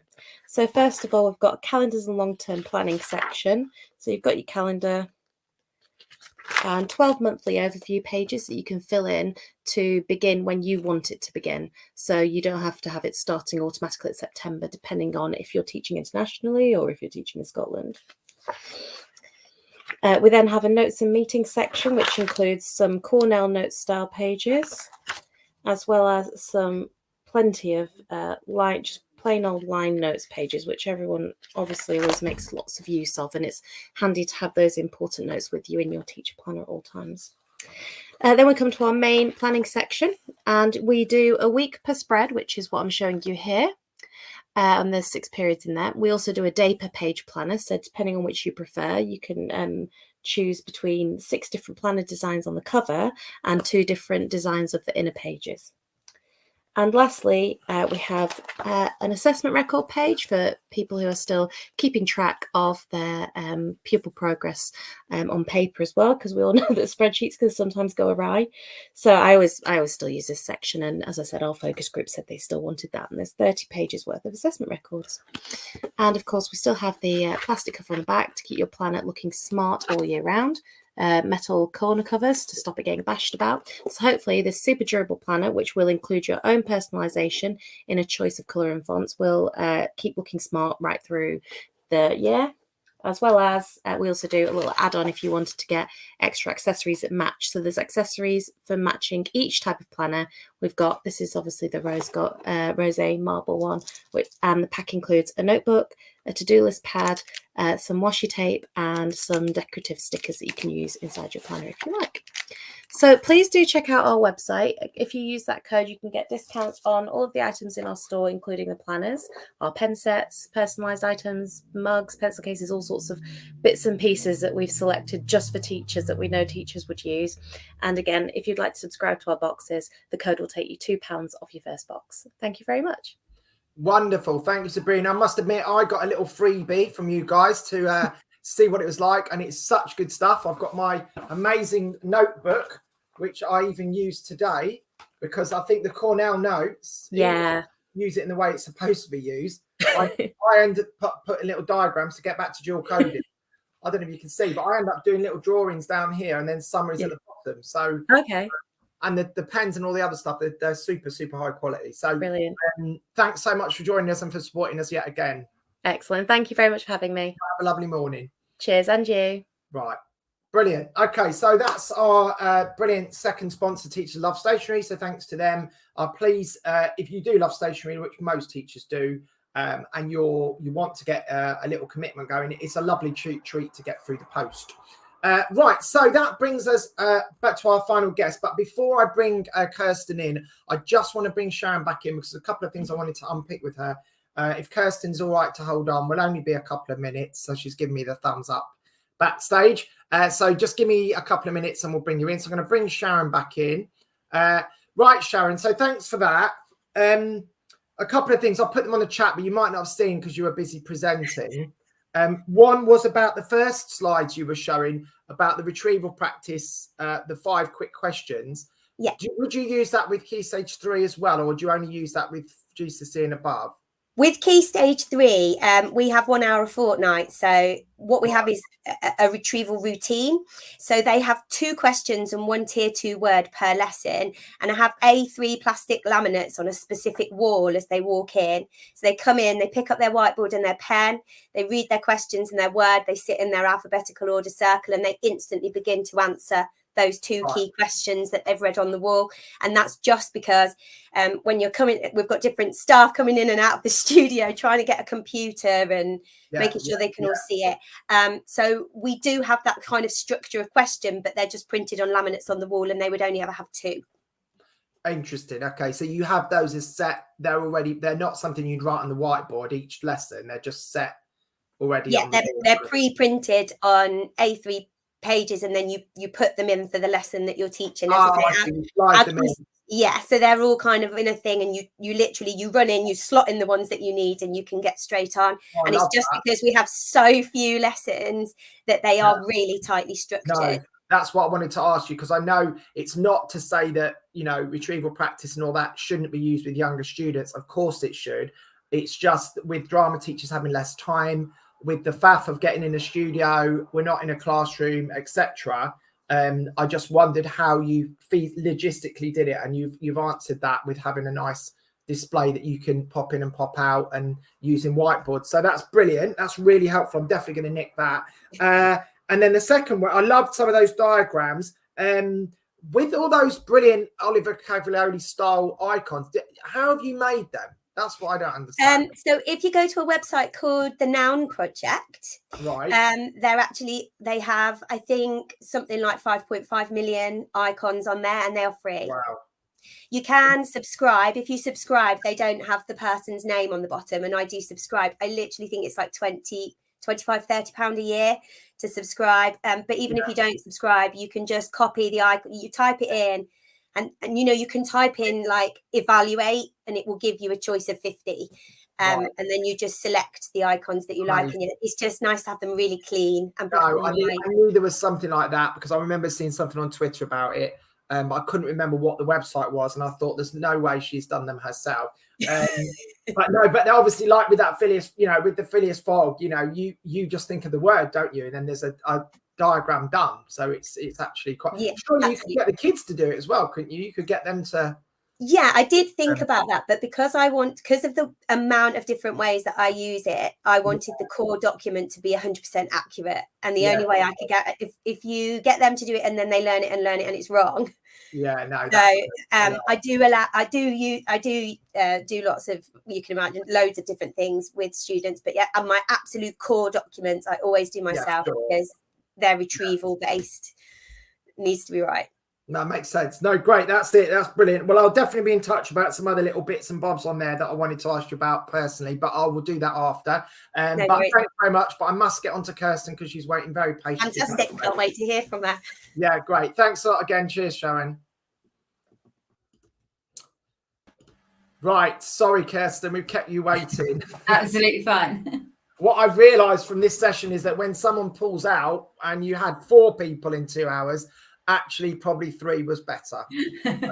No disrespect to our guest who didn't come, but I think I was trying to cram in too much as usual, and at least this way we've had a bit more time to unpick and talk, and it gives you a bit more time if you wanted to have a bit of extra time.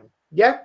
Excellent. So I've briefly introduced what you're doing on Twitter. I briefly mentioned it at the beginning, how you use Lego, etc. with lighting, but I'm not going to spoiler it. I'm going to let you tell us all you need to know. And like I say, you've got a good 20, 25 minutes. So don't rush and take your time. If there's any questions, we can do them at the end. All right. Brilliant. Thank you. Hopefully the slides will, when you share them, it should come up on mine, and then I will put them into the studio. So do I just press share and then that will... Yeah, if you press, it might say upload. If it says that, then say yes to that. And then I should be able to see them here in my studio, and I can... Oh, it's saying I have no slides. Oh, yeah. Well, you can probably do it without sharing them like that. But I will need to share your screen. Let me share your... Hang on. Later. Because it will come up, you see, on my studio, and then I should be able to click that in. Right, so hopefully, can you see it? Right. Can't see it yet. It might come up in a... What do you want me to press, sorry? When you go to on the StreamYard where it says share, yeah, and then you go slides, and it should say, do you want upload to presentation or something? I think that's better, because then it comes up. Let's try that. I'll take my... I knew it would go wrong on me. No, that's... Yeah, it needs to just come up so I can share what you're doing, you see.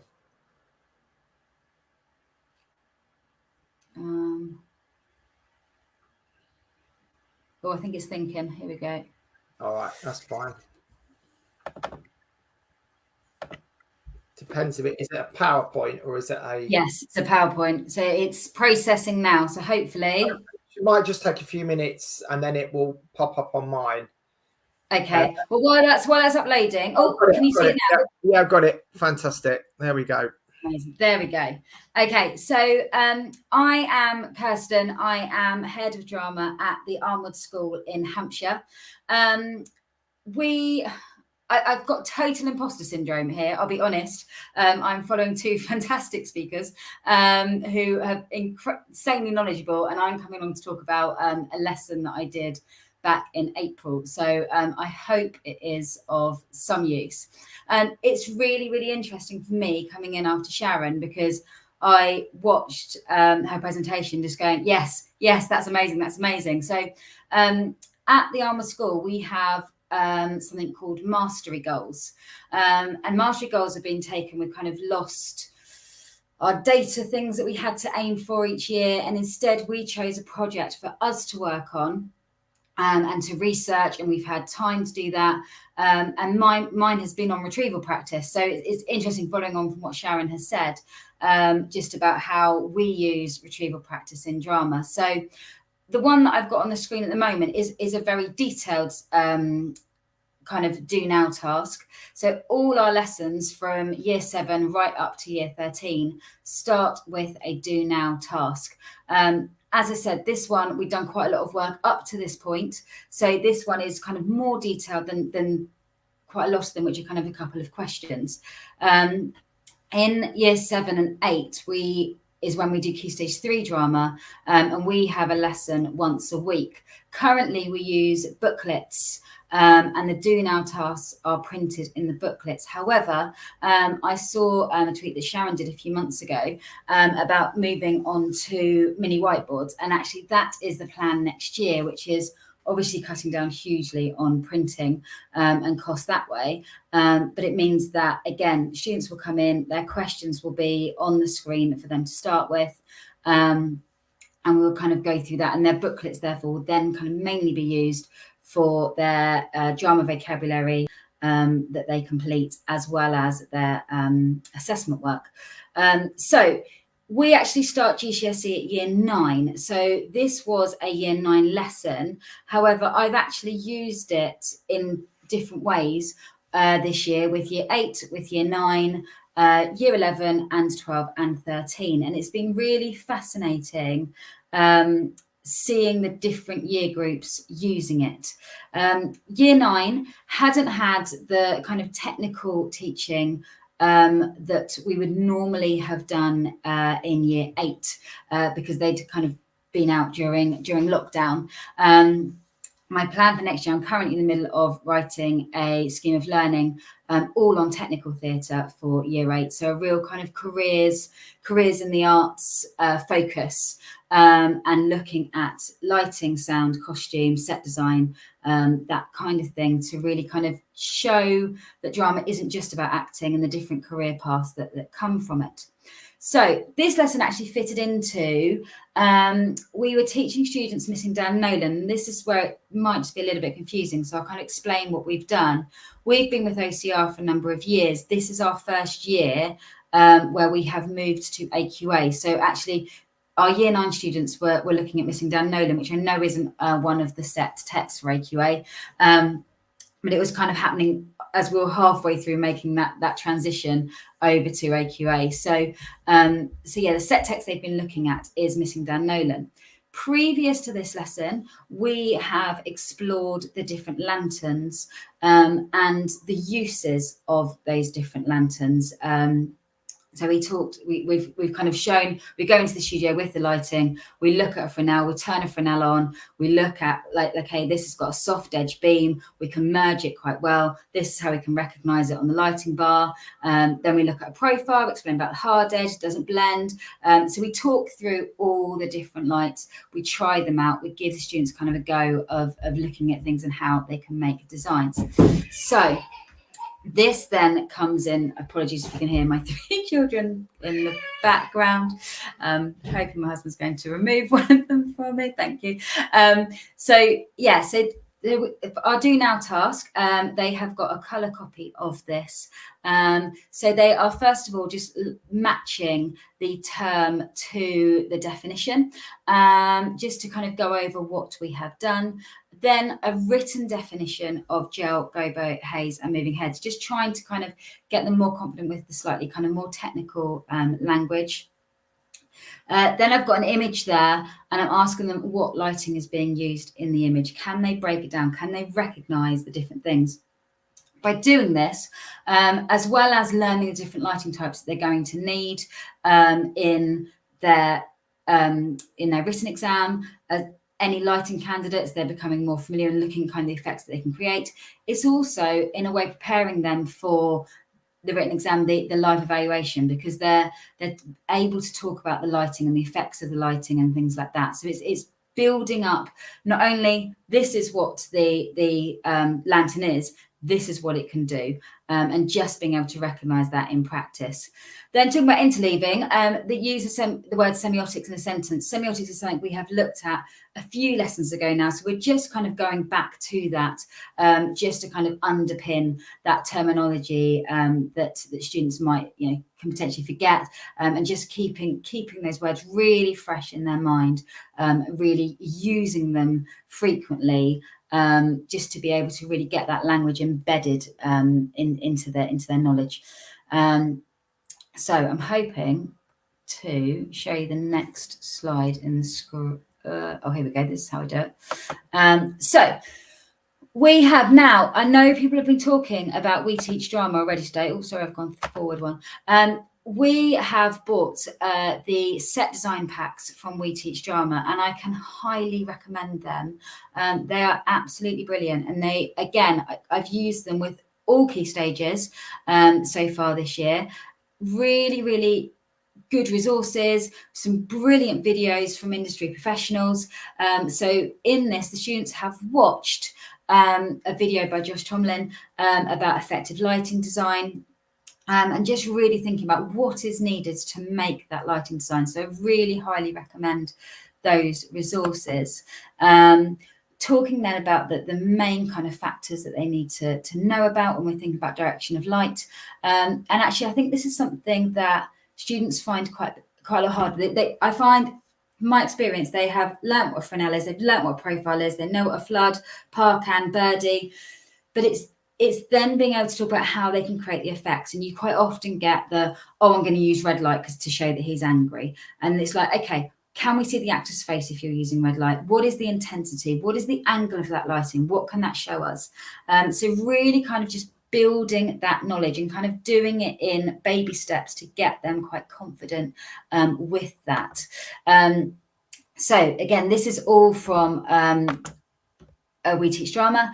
So we've watched the video. They have then completed the different effects of the lighting. Okay, so this is then when we have quite a lot of fun. So I bought in, now it says jelly babies on there. I actually couldn't get jelly babies.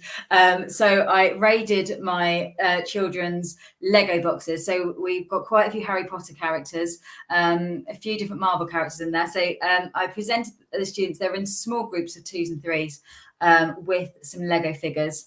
I also use, now you can use whatever you want. You can use gel. We did have a few gels. I also had a load of Quality Street wrappers because the first time I did this was with year 13, and it was at Christmas, and we'd had a big box of, I think it was Roses or Quality Streets, and we were using them then to create the different lighting gels. So I'd resourced and kept them. So gave them their Quality Street wrappers, gave them gels, gave them the minifigures. And then they used the torches on their mobile phones. We've also got we've got a stage in the box which comes with lots of little lights, so they've used those as well. You could just buy a pack of torches. A one class pack would cover everyone if using mobile phones is an issue. And I literally just let them have a go and play, and it was absolutely fascinating. Just walking around, listening to the conversations, seeing the experimentation. So they looked at doing lighting from different angles, and from that then they could point out, okay, this is the area of the face that we can see, this is where we can't see. Or if we put this here, we've got their silhouette. However, if we then light it from this angle, I can still see their face as well as their silhouette. And just the actual learning by them doing, I could have stood up and talked to them about angles. And previously, that's what I've done. I've shown them pictures of lighting and talked them all through it. This has been just a much more kinesthetic way of them using it and really kind of learning those different effects. And just, it was lovely to hear the ideas that they were getting. So because they were doing Missing Dan Nolan, they were looking at the pontoon scene. Now, if you don't know Missing Dan Nolan, it is a group of boys who have gone out fishing on the 1st of January at night, and they're on a pontoon. Tragically and sadly, Dan goes missing from that night out. But this pontoon scene is them setting up fishing, they're drinking some vodka, things like that. There is quite an eerie undertone to it because the audience already know what's going to happen. But it was really lovely hearing them talk about, this colour would really, like, if we use blue, it really shows nighttime. But then they were like, but we can't see them very well. What can we do to kind of stop that being an issue so that I can still see their face expressions?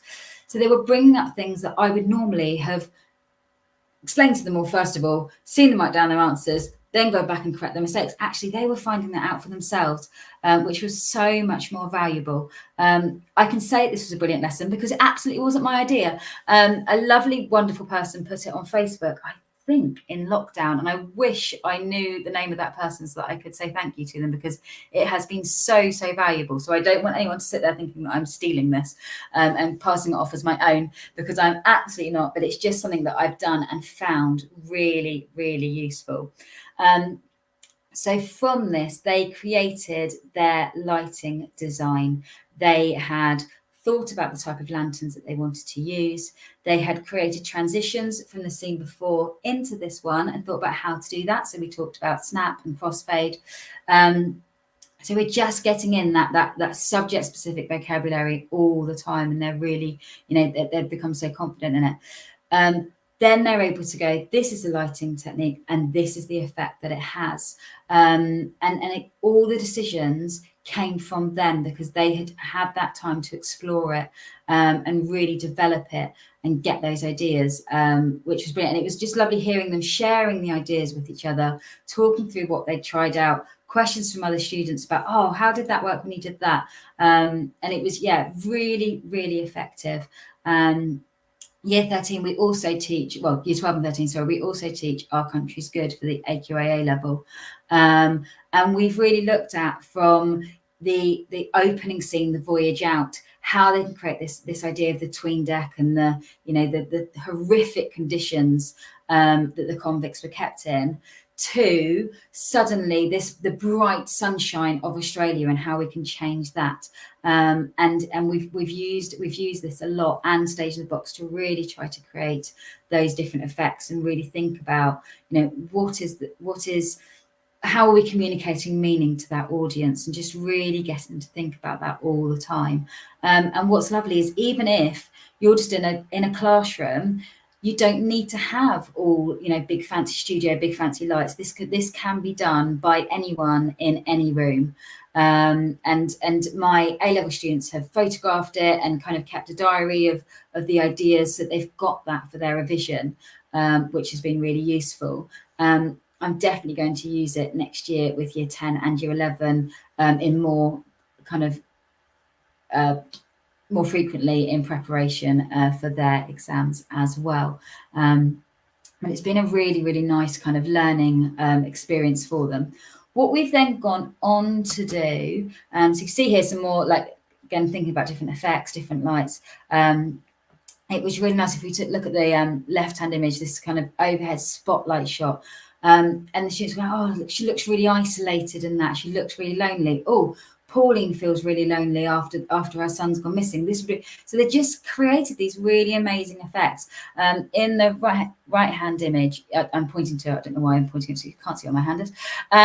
You can see that they're lighting that all around and really thinking about how that makes the scene so much brighter, how it's really showing everything. And they were talking about using this lighting at the beginning of the play, when Dan is at home with his family, to kind of show how happy they were and how good life was, and that they take those lights away, it becomes more kind of sinister as the play goes on. So, such valuable conversation that has all come from them, not by me standing at the front going da, da, da, da, da, da, da. It's so much more productive and valuable to their learning when they're actually making those decisions themselves and finding out those things for themselves. So it's been so productive. It's been unreal. What we then went on to do, and again, this is from something that somebody had shared on Twitter. And I found it really, really helpful for teaching students how to structure their answers. So I've given them a question. You are designing lighting for a performance of this extract. The lighting reflects the conventions of theatre and education used in Missing Dan Nolan. Create your design ideas for the lighting. So step one is the worked example. So I have given them a paragraph that I have written. I then ask them to identify different things. And again, I've done this up through to sixth form this year. So those bits that I want them to look at would change depending on the question that they are given. So here I'm looking for the wording of the question, I'm looking for practical examples, and I'm looking for justifications of ideas. Then once they've done that, they're really looking at the things that are needed in that paragraph, and then they've kind of got their success criteria then. Step two is the we. There's a joint construction. So I give them a sentence starter. So as a life designer, would reflect the convention of theatre and education by. We work together. We kind of discuss an answer. I type it on the board as we go. They write it down.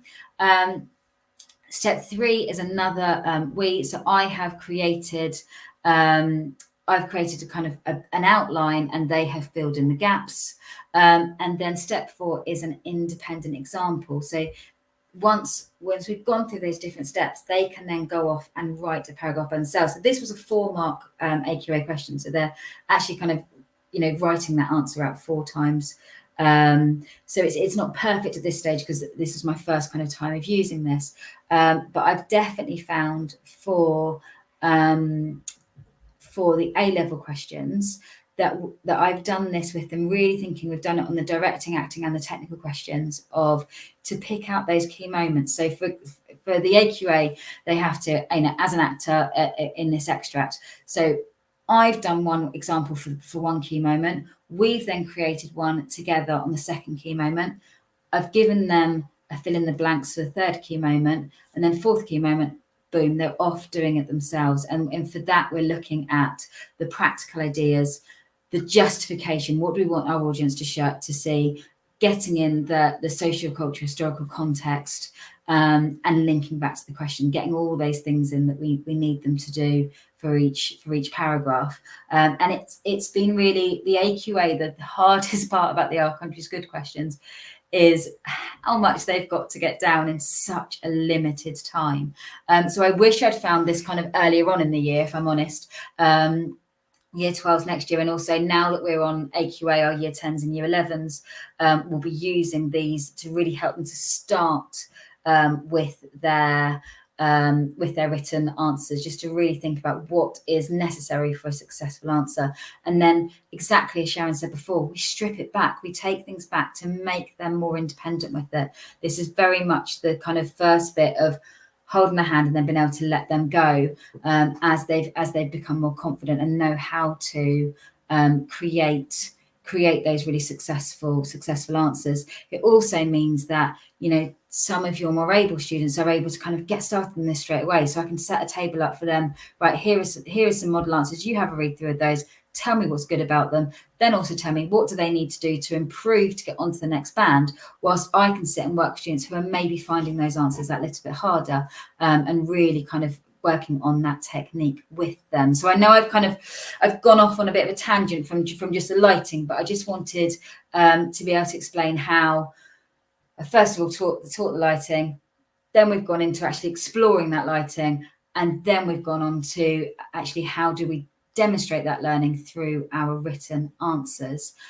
So I hope that is useful, and I hope that kind of covers anything. Happy to take any questions on anything, and yeah, hope it's some use to somebody. Oh, I'm sure it will be. It's absolutely brilliant. I think, again, like I said to Sharon earlier, there will be people who will watch this back again to see what they've missed, etc. And I'm going to 1,000,000% steal it myself. Like you said, it's not necessarily your idea, but I don't think that really matters. You've credited that, but I just think it's such simple genius to use the figures and the sweet wrappers. Because for me, when I've done lots of lighting lessons myself over my career, and even in a studio with the lighting there, and I used to think, like you said, you don't want to stand there and just talk. And even then I thought, right, I'll make it practical. I'll talk about a light, then I'll bring the light on. Yeah. It's still just me talking. Yeah. And even if they look at the light, they're not going to start moving it around. And also just the physicality of putting a gel on is miles away. So so I think the difference between you addressing a group of people and them individually exploring it is huge. It's absolutely huge. And the first couple of times I did it, genuinely, I was gobsmacked listening to the conversations that were coming out and just thinking, gosh, if I had just stood here and explained that to you, by now half of you have zoned out. Actually, you were everyone kind of was really engaged in it and really kind of exploring. And then, you know, when you hear someone that really kind of struggles with something and then go, oh, look, hang on a minute, by doing this, she's got a real shadow on her face. That shows she's got a secret. And I'm like, yes, keep going with that idea. And it's like discovery learning, but we never do that with one, not say we never do that, but one might not do that with a design thing. You might do it all the time with practical acting, but in terms of design, it's very easy to get theoretical and PowerPoint-y. Absolutely. And then, like you say, all the key language, you've obviously got to do that first and prep them. You wouldn't do that Lego lesson number one lesson, would you? You wouldn't get the same quality out of it. But also that, how can I ask a question? How did you, so on those images, I get the sweet wrapper, but what about that above spotlight? How did you get a tight? So literally it was from their phone. So they used the torch on their phone, or it might have been one of the little lights from Stage of Box, but it's literally a tiny, tiny torch kind of thing. And they just held it directly above. And then we're like, wow, look at the spotlight we've created kind of thing. So it was all kind of created through them experimenting what techniques they found. I wonder if you could even look at almost getting to gobos if you gave them paper and they cut shapes out and then put that over there. Yeah, definitely. Yeah. I have, and now I'll do a health and safety warning because this was years ago I did this. We once used to make gobos out of Coke cans. We used to cut them out and make them, but just the cans can be quite sharp when you do it. So be careful when we do it in an A-level class. But yeah, gobos absolutely can really work. And then what was quite nice is they did it kind of on their desk, and they would take it over to the stage in the box and then kind of try their idea out on the stage because they'd use the blocks, putting them into their set design as well. So they're kind of then therefore building on, this is the set design we created. Oh, does our lighting work? That's what I love about it. You can do it at Key Stage 3 as an intro to the concept of lighting, which I think that in itself is so hard to teach to any age group because it's so conceptually difficult. But then the idea of older students then being able to design an idea without because that was always the thing that held me back. I used to think, oh, they go, I want to try this. I'm like, well, you can't. You've got to just theorize and then tell me what gel you want and I will buy it. And it was such a long, you know, you can't do that with ideas. But this is just wonderful, I think, just to then say, right, now do it and see whether it looks the same. Yeah, absolutely. And it was funny because even last week, I was doing revision with my year 13s before their exams, and one of them said something about lighting, and I was like, right, go and see if it works. And we went and got the bag of sweet wrappers, and my boys still haven't got their Lego figures back. They will notice that very soon. And then they tried it out, and they're like, oh no, we can't see them. And I was like, right, okay, so what light do you need to add to it? And they were instantly able to kind of do that. So. And that whole thing, which is a bugbear of mine, but I understand why students do it, of, oh, let's put a red light on because they're angry. You know, this whole idea of, well, that's abstract lighting, you know, and the whole difference between that and naturalistic lighting, even in itself, is complicated. Whereas if you're just using the blue wrapper and saying, okay, it's a nighttime scene because it's got a blue, well, it's not really blue at night, is it? So then we need to put a bit of white in, you know, so it's it was so good. I definitely want to. My son's got hundreds of Lego figures in a box, so I reckon I can nick a few without him noticing. I mean, some of them are from my friend's Central Park Lego set, so I desperately need them back for my displays. Oh dear. Well, Sharon has just tweeted out she's gone down to buy jelly babies from the store. As long as they don't melt, that's the melt under the head of the torch. And what do you recommend, Quality Street or Roses? Is there any difference? Oh, I mean, I'd always go Roses, but I think whatever students buy you at Christmas, take it and use the wrappers. They're very useful. They're very handy, aren't they? I think they've got all colours in there. Okay, well, that was absolutely brilliant. And like I say, and I don't apologise for going into the bit at the end, because I think all you did there was talked a bit more about, you know, the sort of responsive teaching in terms of modelling and scaffolding, which everybody probably does in other subjects, but again, trying to do that with theory, lighting theory, is not always easy. So I think it was absolutely spot on to do that as well. Right, I'm going to let you go. So thanks a lot for sharing that, Kirsten. No worries. Best of luck at your school with all your ideas. And thank you. Thanks a lot. No problem. See you later. And that is it, I'm afraid, everybody. So I've got to just obviously again say thank you to our two sponsors, Teachers Love Stationery and Pupil Progress, which we couldn't do any of this without them. We couldn't provide this free CPD without them. Thank you, massive thank you to my three guests, to Sharon, to Sinead from Les Enfants, and Kirsten, for giving up a bit of their Saturday morning to give everybody else out there some expertise and mainly ideas, which is what we all love. A bit of resources is always good. So there will basically be a link when you sign in. If you go to the Teachmeet Icons website and sign up for free, I'll just put that on there now. Sign up for free, and then you can download, watch this YouTube video again if you've only just joined us, or you've missed it, or you've missed the beginning, and watch it back. And then obviously, if you want any specific PowerPoints, etc., you can do that either through the TM Drama Twitter page or through the individuals that have been on today, because I'm sure we've tweeted out their address many a time over the last few days in order to promote what they've brought to the table. And like I say, keep your eyes peeled for what will hopefully be a next meeting. Will be non-webinar based, will be a face-to-face, providing we have no massive COVID variant. We're looking to do that obviously between 3 to 6 months. I'm not sure the date yet, but we are planning now a face-to-face Teach Meet, hopefully in Manchester, where we'll do the same as what we've done today, but with bigger, better, more people and actually a chance for people to actually speak aloud and network in that way. So just keep your eyes peeled on the Twitter page. And thanks again for joining us. I hope it's been useful. I've certainly got loads out of it that I'm going to steal. I'm going to go and get my icons from the website, which was suggested by Sharon.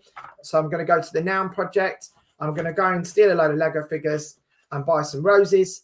And I'm also going to have a little dig in the Curiosity Index's website to find some stuff from there that I can use. And that is it. We're all out of time. It's been a great morning. I've really enjoyed it, and I hope you have too. Thanks to all my guests and the sponsors. And make sure you stay on the Twitter and keep in touch with everything that is available to you. And have a lovely weekend. Thanks again.